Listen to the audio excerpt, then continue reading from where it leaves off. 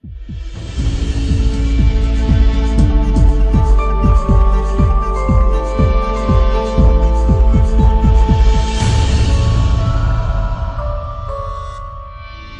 Bíblia no livro de Atos, capítulo 27.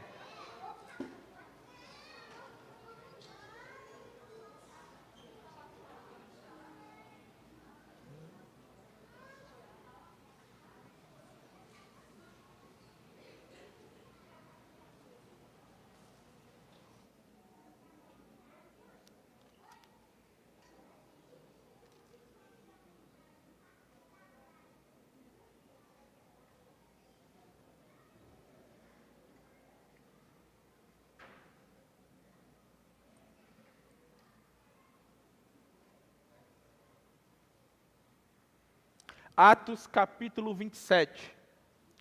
Vocês estão vendo que faltam 2 capítulos para terminarmos o livro de Atos, o 27 e o 28.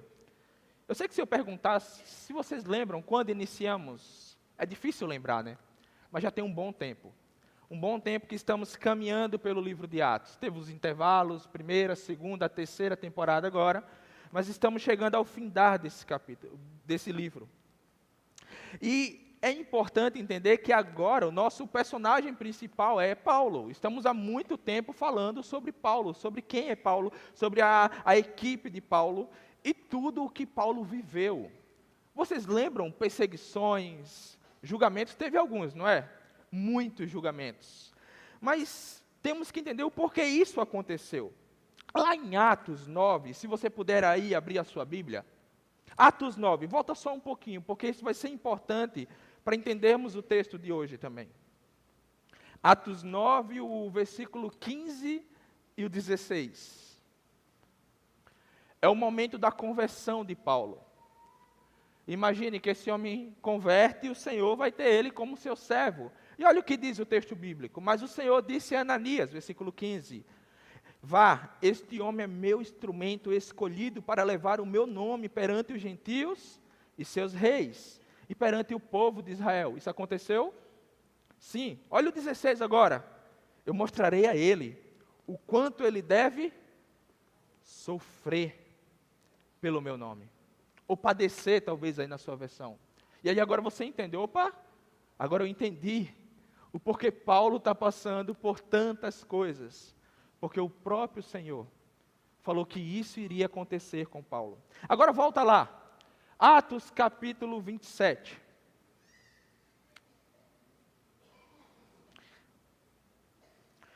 E aí nós vamos vendo que isso que o Senhor Jesus falou, que iria acontecer com Paulo, aconteceu de fato. A conversão, ele vendo a morte de Estevão, Atos 7, a conversão dele em Atos 9, depois Atos 10, Atos 12 também Paulo sofre, até que todos esses capítulos, 13, no 15 tem o concílio de Jerusalém, depois a divisão da equipe entre Paulo e Ananias, e chegamos nas viagens missionárias de Paulo.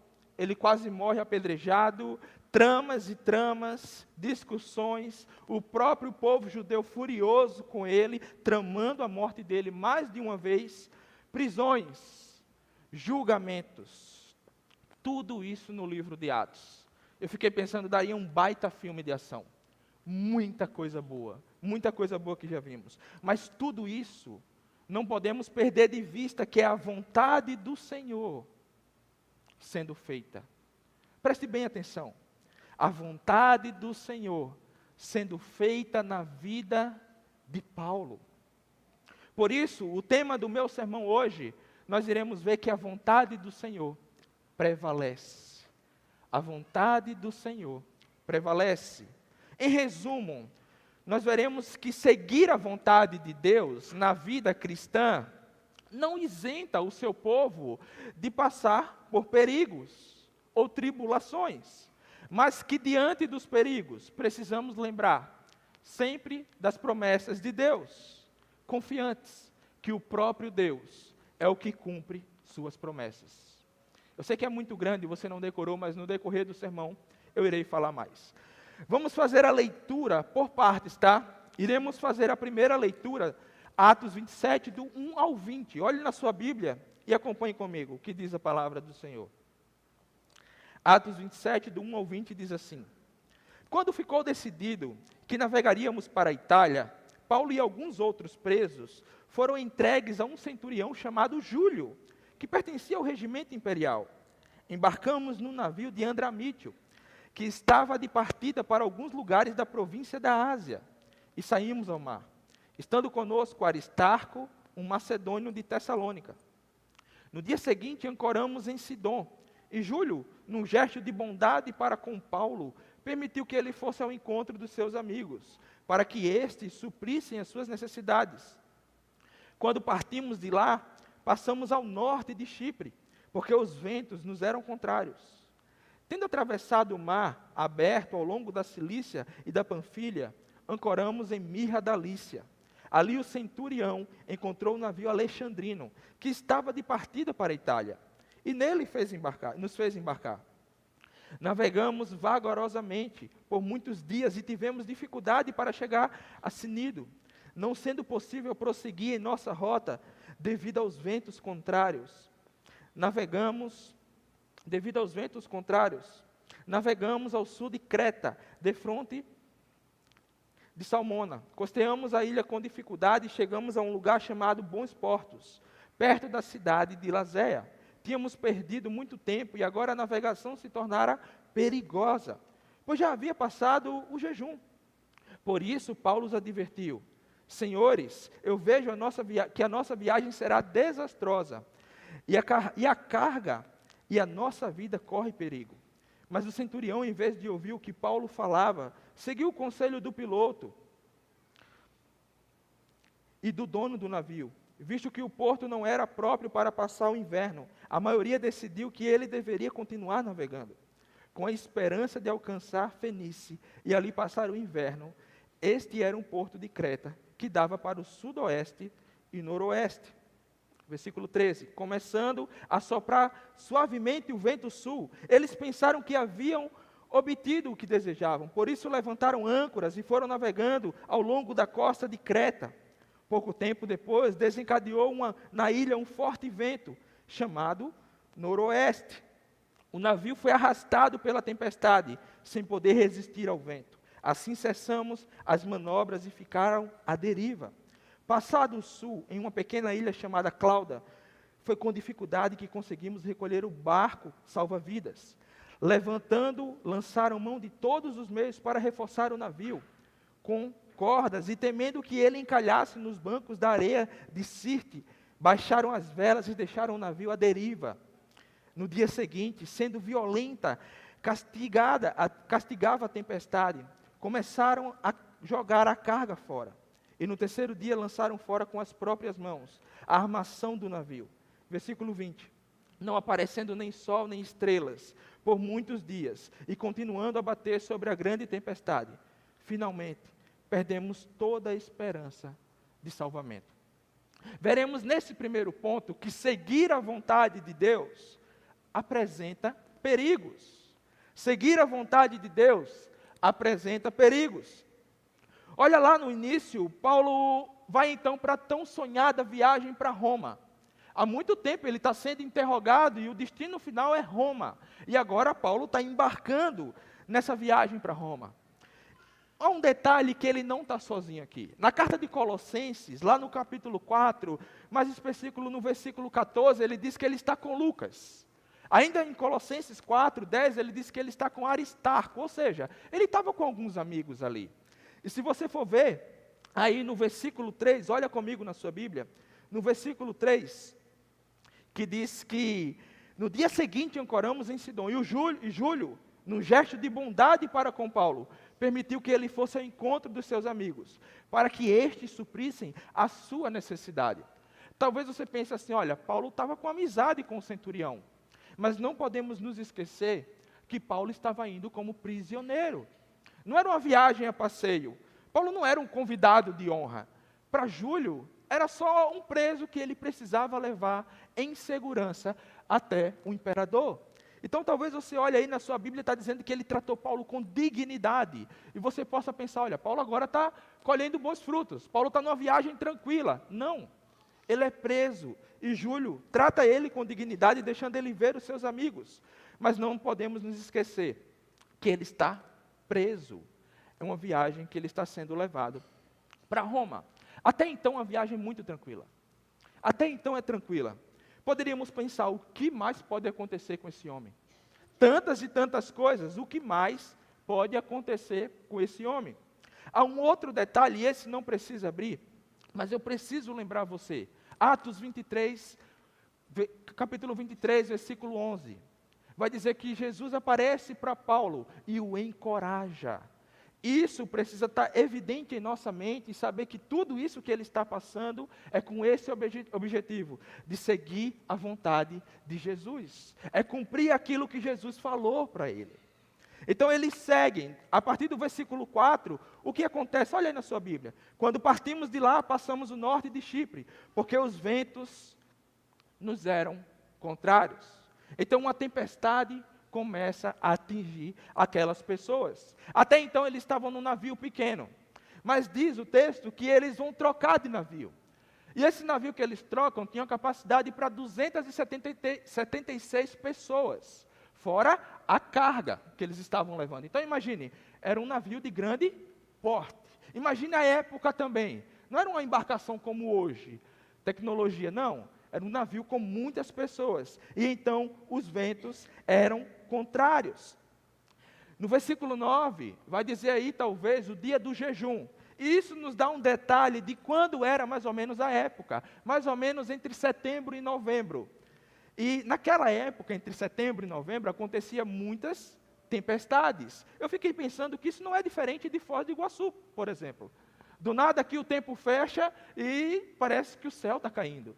Tempestade é algo que a gente conhece um pouquinho, né? Não na mesma proporção, mas a gente sabe mais ou menos o tempo que eles estavam. Então o tempo estava aberto, eles embarcam e aí começa um vento muito forte. Até que Paulo ele ergue a voz. E ele diz assim para essas pessoas, olha, eu acho que não poderíamos partir. Acho que deveríamos ficar aqui. Acho que se nós ficássemos aqui, iria ser melhor. E Paulo diz para eles, olha, a embarcação está correndo perigo, a carga está correndo perigo, e também a nossa vida está em perigo. Mas então, como lemos no relato, o que é que Júlio faz? Júlio não dá a mínima para Paulo. Mas também, venhamos, né? Paulo era um prisioneiro. Tinha um mestre da embarcação, o capitão lá. Se você tivesse na mesma situação de Júlio, quem você escutaria? É óbvio, você iria para o capitão. E aí, o que você acha? Devemos partir ou não? E a tripulação acostumada, então eles decidem partir. Eles não dão a mínima para Paulo. Isso é interessante. Porque quando estamos lendo esse texto aqui, nós olhamos para Paulo e admiramos Paulo, não é verdade? O apóstolo do Senhor, o homem de Deus. Mas para aquele centurião, para aquela tripulação, Paulo não passava de um prisioneiro. Paulo não tinha visibilidade diante deles. Paulo não era alguém que eles olhavam como um homem de Deus. Eles tampouco acreditavam nisso. Eles só estavam ali para cumprir uma tarefa, levar ele até Roma. Então, no versículo 13, eles decidem partir. Eles partem mais uma vez. E se você gosta de filmes de navio, sabe o Naufrágio? Alguns conhecem aqui, né? Entre outros filmes de navio, agora, a partir do versículo 13 em diante, começa uma narrativa de Lucas, que é um vendaval. Olha aí o que diz no versículo 13, como é que eles falam. O versículo 13 diz, começando a soprar suavemente o vento sul, eles pensaram que haviam obtido o que desejavam, por isso levantaram âncoras e foram navegando ao longo da costa de Creta. Versículo 14, pouco tempo depois, um vento muito forte, chamado, talvez na sua Bíblia está aí, Euroaquilão. Isso simplesmente é um nome até feio, né? Mas quer dizer vento do noroeste. Era um vento que vinha da região do noroeste. E esse vento atinge fortemente esse barco. E agora, de um lado, o homem jogando carga para fora, eles tentando controlar o barco, eles tentando puxar a vela, eles tentam, até que eles decidem subir tudo e deixar o barco ao léu. O barco seguir caminho, o vento está guiando. Então eles estão lá, e isso dura, meus irmãos, 14 dias. Imagine 14 dias tentando, você olha para o céu e está fechado o tempo. É chuva de um lado, é vento do outro, a tempestade, imagine o barco, já foi jogado o que poderia jogar, e agora o que vai fazer? O que nos resta? E aí o versículo 20 é possível entender. Olha o que diz o versículo 20. Não aparecendo nem sol nem estrelas, por muitos dias, e continuando a bater-se sobre nós uma grande tempestade, finalmente perdemos toda a esperança de salvamento. Depois de tentarem, e eles não viram o sol, não tinha esperança, é como se eles tivessem dito, agora acabou, vamos deixar aqui, e se afundar, afundou. Percebe que parece que isso é corriqueiro na vida de Paulo? Tribulação, perigo, e Lucas quer nos deixar em evidência isso. Fazendo um paralelo para a nossa vida aqui, olhando que seguir a vontade de Deus não nos isenta de passar por perigos, eu queria fazer algumas perguntas, para que você refletisse sobre isso. Primeiro, pense como é que anda a sua vida, a sua peregrinação aqui na terra. E eu sei que em muitos momentos passamos por momentos tranquilos. E sabe aquela cena que quando a água está muito quieta, você fica com medo? Parece que alguma coisa vai acontecer. E isso é verdade. Isso acontece porque estamos em um mundo caído. E parece que a nossa fé, a todo momento, é assolada, provada. É isso que está acontecendo com Paulo. Esse homem não tem, parece, um momento de tranquilidade. Por mais que ele está com amigos, mas ele agora está passando por mais um naufrágio. Esse homem não tem tranquilidade. Talvez isso se assemelhe com a sua vida. Talvez você pense, mas eu já estou caminhando com Cristo. E isso não parou. Parece que a minha vida está com problema atrás de problema. Como é que você lida, por exemplo, quando você se depara com a notícia ruim? Lembre que no início da embarcação eles saíram porque o céu estava aberto. E de repente, fechou os céus. Eles não souberam lidar. Como é que você lida? Por exemplo, você jovem, que fez agora a prova do Enem. Amanhã eu acho que sai o resultado. E quando você olhar, perceber que você não foi aprovado. Qual será a sua primeira reação? Ou talvez você que agora, final do ano, fazendo o check-up lá, e quando você vai ver o resultado do seu exame, é algo que não agrada a você. Como é que você lida quando está tudo bem e de repente você é atingido por perigos e problemas na sua vida? Eu estou falando um pouquinho sobre isso, porque como eu falei, vivemos em um mundo caído. E até chegarmos lá com Cristo, a nossa fé vai ser provada, testada e assolada muitas e muitas vezes. A verdade é que a nossa peregrinação aqui, a nossa vida aqui, vai apresentar e caminhar ao lado de perigos. E a todos os momentos, fazendo paralelo com o texto, parece que estamos lutando com fortes ventos. Parece que é assim na nossa vida. Então sabe aquele discurso, venha para Cristo e todos os seus problemas serão resolvidos? Não é verdade. E eu sei que você já sabe disso, mas eu quero te relembrar isso nessa noite. Porque por muitas vezes nos comportamos assim. Isso não é verdade. Mas lembre-se, lá do que lemos no início, isso é a vontade do Senhor para a vida de Paulo. O Senhor Jesus falou, esse homem vai saber o que é sofrer por mim. Então a vida cristã não nos isenta de passar por perigos. E como eu falei, como lidamos quando nos deparamos com ele? O que fazer? Essa é a pergunta-chave. Por isso, vamos olhar o segundo ponto. Lucas vai nos mostrar o que fazer quando estamos diante dos perigos, quando estamos passando por essas labutas da nossa vida. Vamos olhar a partir do versículo 21, que precisamos seguir a vontade de Deus, orientados por suas promessas. Vamos ler do versículo 21 agora, até o versículo 38. Acompanhe aí comigo na sua Bíblia. Visto que os homens tinham passado muito tempo sem comer, Paulo levantou-se diante dele e disse, senhores, deviam ter aceitado o meu conselho de não partir para Creta, pois assim teríamos evitado esse dano e esse prejuízo. Mas agora eu recomendo a vocês que tenham coragem, pois nenhum de vocês perderá a vida. Apenas o navio será destruído. Pois ontem à noite apareceu um anjo de Deus, a quem pertenço e a quem adoro, dizendo, Paulo, não tenha medo, é preciso que você compareça perante César. Deus, por sua graça, deu-lhe a vida de todos os que estão navegando com você. Assim, tenham ânimo, senhores. Creio que Deus, que acontecerá do modo como me foi dito. Devemos ser arrastados para alguma ilha. Na 14ª noite, ainda estávamos sendo levados de um lado para o outro do mar Adriático, quando por volta da meia-noite os marinheiros imaginaram que estávamos próximo da terra. Lançaram uma sonda para verificar a profundidade, e era de 37 metros. Pouco tempo depois, lançaram novamente a sonda e encontraram 27 metros. Temendo que fôssemos jogados contra as pedras, lançaram 4 âncoras da popa e faziam preces para que amanhecesse o dia. Tentando escapar do navio, os marinheiros baixaram um barco salva-vidas ao mar, e o pretexto deles era que eles iriam lançar âncoras diante da proa.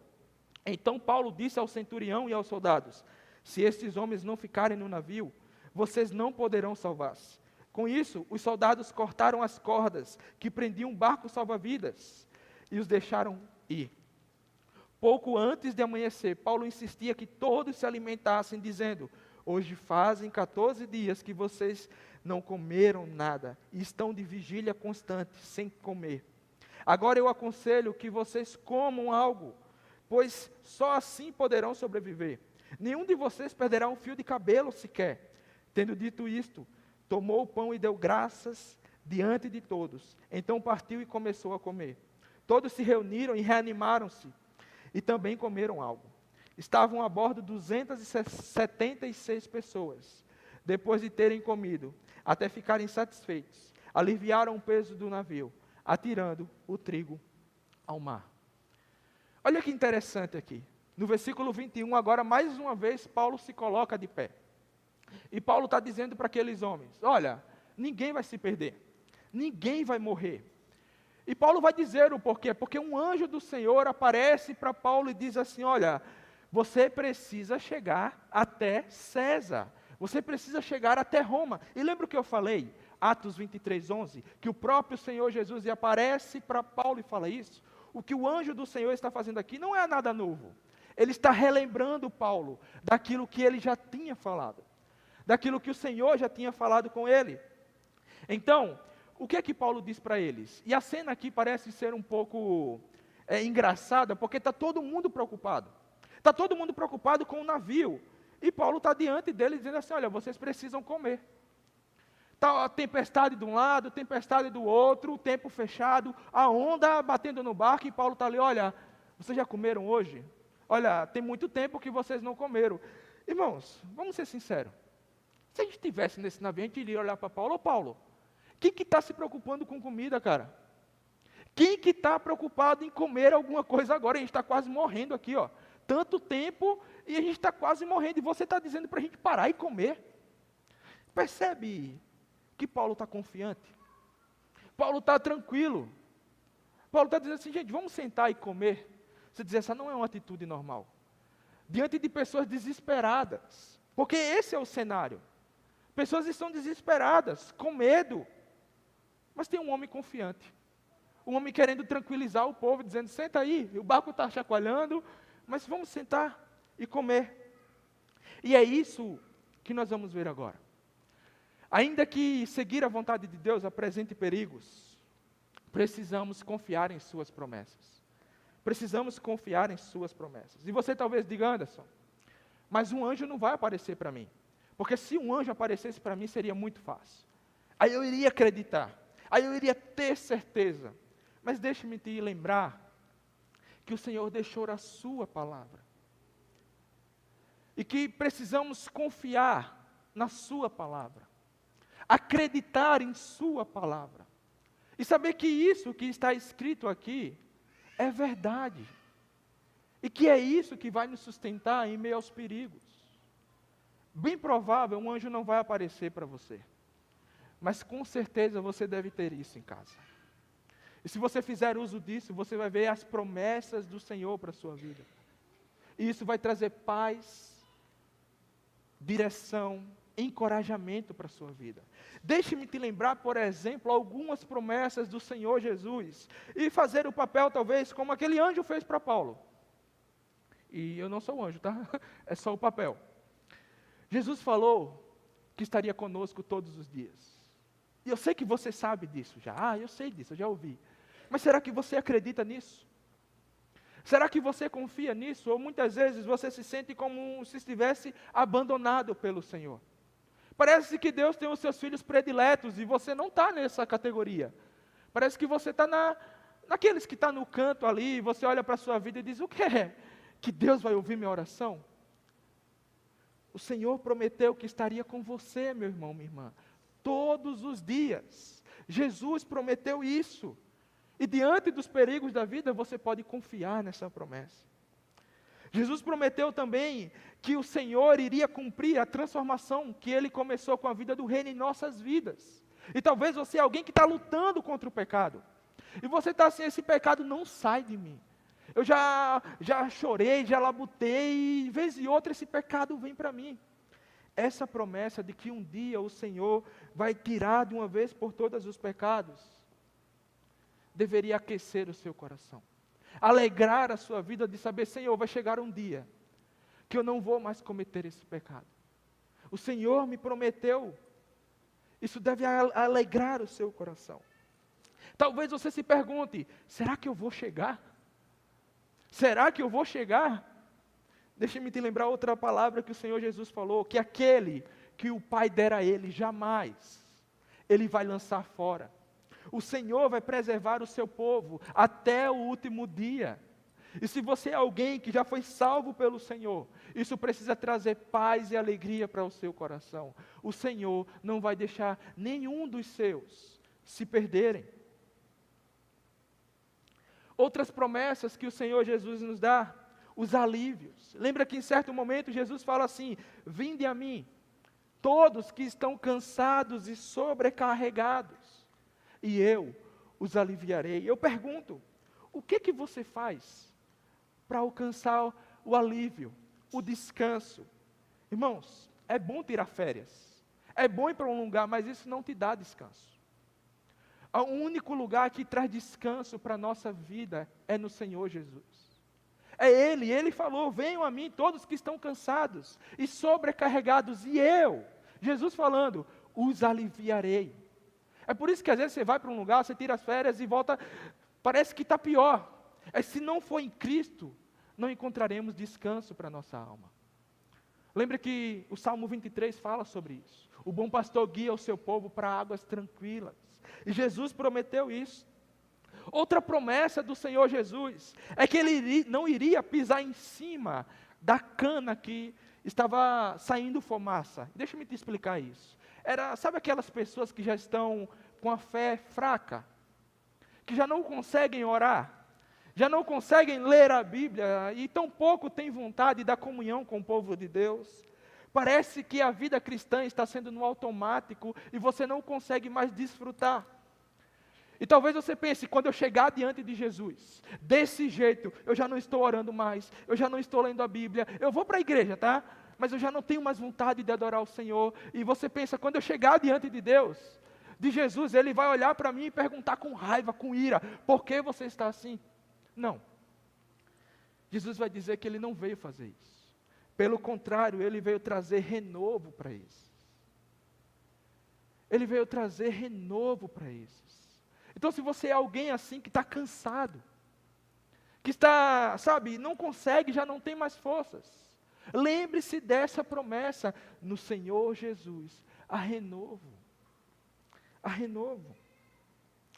Dentro desse barco, tinham dois blocos de pessoas, os que estavam desesperados, os marinheiros desesperados. E lembre-se que Paulo falou para eles não deram a mínima também. Eles não conseguiram descansar o seu coração. Sabe por quê? Porque talvez tudo isso que eu falei aqui, para alguns não passem de informação. E achar bonito. Nossa, é bonito, né, que Jesus vai renovar as pessoas. É bonito que Ele sempre está com o seu povo. Porque para esses não tinha fé. Os tripulantes, eles não acreditavam em Deus. Eles não serviam a Deus. Para Paulo não, Paulo tinha fé. E ele acreditava piamente naquilo que o Senhor Jesus falou para ele. Eu pergunto, quem que é você? Diante dos perigos da vida, diante dessas promessas, você é alguém que tem fé? que acredita, e deixe-me te explicar, quando eu falo ter fé, não é você vir na igreja, não é você cumprir um ritual religioso, mas é você desfrutar de Jesus, é ter uma vida com Jesus, não é cumprir umas regras e fazer um checklist, não é isso. A pergunta é: você tem fé em Cristo? Você tem um relacionamento com Jesus? Você conhece o Senhor Jesus? Você tem desejo por Jesus? Você quer se encontrar com Ele? Você anseia pelo momento de estar com Ele? Isso é ter fé. É caminhar com Ele. Eu pergunto: quem é você? Pessoas que vão ouvir todas essas promessas e simplesmente dizer: olha, é bonito. Ou você vai sair daqui com fé, e sabendo que nos momentos de perigo da vida, você pode se agarrar nessas promessas. Você pode descansar nessas promessas. E fazer igual Paulo. Está todo mundo desesperado. Diz: gente, vamos sentar e comer. Eu não sei se isso está, mas Jesus está comigo. Jesus prometeu que vai estar comigo. Você tem certeza? Tenho certeza. Esse é o segundo ponto. E vamos para o terceiro ponto. Porque até então vimos que caminhar com Cristo não nos isenta de passarmos por perigos, mas que diante desses perigos devemos confiar piamente em suas promessas. E esse último ponto traz mais paz ao nosso coração. Porque iremos ver que todas essas promessas não dependem de nós. Iremos ver que é o próprio Deus que cumpre essas promessas. Que o Senhor não exige que o seu povo seja um povo perfeito para que Ele cumpra isso. Não, mas que essas promessas dependem unicamente do caráter do Senhor. É o próprio Deus que cumpre essas promessas. Olhe comigo o versículo 39 até o versículo 44. Diz assim: quando amanheceu, não reconheceram a terra, mas viram a enseada como uma praia, para onde decidiram conduzir o navio. Se fosse possível, cortando as âncoras, deixaram-nos no mar, desatando ao mesmo tempo as cordas que prendiam os lemes. Então eles alçaram vela da proa ao vento e dirigiram-se para a praia. Mas o navio encalhou num banco de areia, onde tocou o fundo, e a proa encravou-se, e ficou imóvel, e a popa foi quebrada pela violência das ondas. Os soldados resolveram matar os presos, para impedir que alguns deles fugissem, jogando-se ao mar. Mas o centurião queria poupar a vida de Paulo, e os impediu de executar o plano. Então ordenou que aqueles que sabiam nadar pulassem primeiro em direção ao mar, em direção à terra. Os outros teriam que salvar-se em tábuas ou em pedaços do navio. Dessa forma, todos chegaram a salvos em terra. Lembre-se o que Paulo falou para eles: nem um fio de cabelos vocês vão perder. Todos nós vamos chegar bem. E o navio, esse vai se perder, mas todos vão chegar bem. Perceba que isso não dependeu, não foi porque Paulo cumpriu alguma coisa, mas foi o Senhor que assim quis fazer na vida de Paulo. Irmãos, essa é uma doutrina que acalma o nosso coração. Perceba que todos chegaram a salvos. É isso que a sua Bíblia diz. 276 pessoas chegaram a salvo. Mas quantos homens de Deus tinha ali descrito? Paulo e seus amigos. Paulo e seus amigos, companheiros. Os outros não temiam o Senhor, não serviam o Senhor. E isso é interessante. Isso traz alegria para o nosso coração e pensar assim, o mundo é um mundo caído, cheio de pecado, mas por causa do povo de Deus,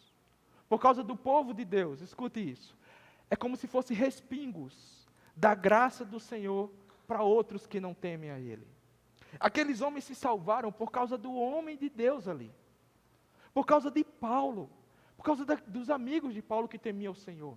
Isso acontece até hoje, porque o mundo, desse jeito que está, ainda prova da bondade do Senhor, por causa do seu povo, por causa da igreja do Senhor.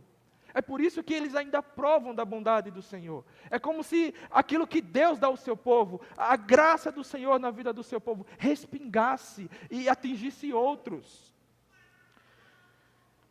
Você já parou para pensar que o fato de você estar aqui em Foz do Iguaçu, essa igreja, e quando eu falo igreja aqui, não é o prédio um sinal de Deus para que essa cidade possa provar de sua graça.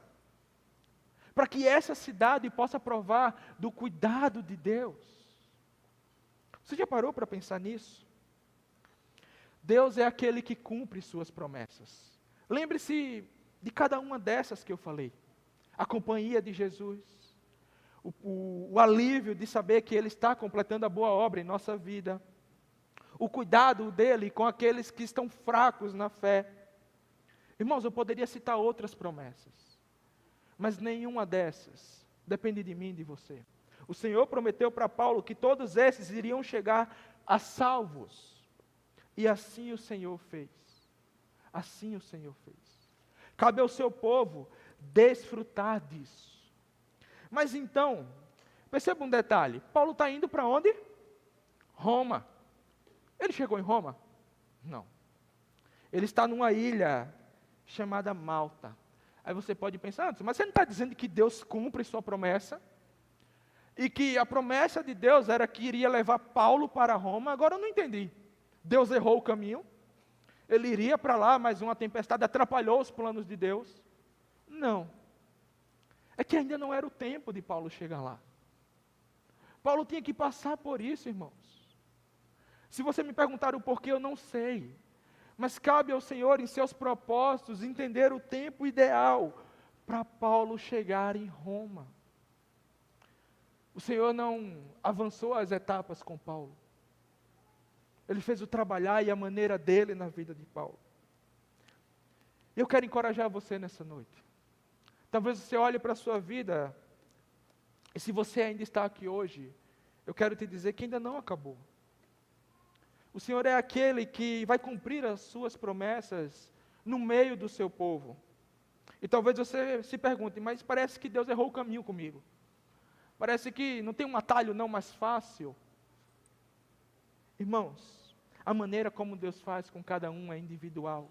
Mas eu tenho a certeza que Ele está conduzindo o seu povo, à sua maneira, do seu jeito.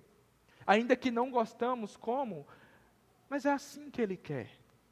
É assim que Ele quis com Paulo. Poderia ter sido uma viagem tranquila, e ele poderia ter chegado em Roma, mas teve um naufrágio no meio. O porquê? Eu não sei, mas eu sei que aquilo fortaleceu a fé de Paulo. Que aquilo amadureceu a Paulo. Então, como eu falei, talvez você ainda não provou, desfrutou de algumas dessas promessas. Mas se você ainda está aqui, não é o fim. Olhe para a sua vida e entenda que assim como Paulo, o Senhor não erra os caminhos. O Senhor não é pego de surpresa. E Ele está conduzindo a sua vida. Como eu falei, esse ponto é o próprio Deus que vai cumprir as promessas. Isso não depende de você. Ele vai fazer do seu jeito, a sua maneira, como Ele quiser. E tudo isso por causa de Cristo. É por causa de Cristo que o Senhor está conduzindo o seu povo, o nosso bom pastor. É por causa de Cristo que todas essas promessas são cumpridas, é em Cristo Jesus. Cristo é tudo o que podemos ter. Cristo é tudo o que podemos desfrutar nessa vida. É em Cristo, meus irmãos. E se permanecermos firmes e fiéis nele, ainda não entendendo os caminhos, sabemos que nele, por meio dele, Deus irá cumprir todas as suas promessas. Não depende de nós, dependeu tudo de Cristo. E por causa disso, podemos descansar. Descansar.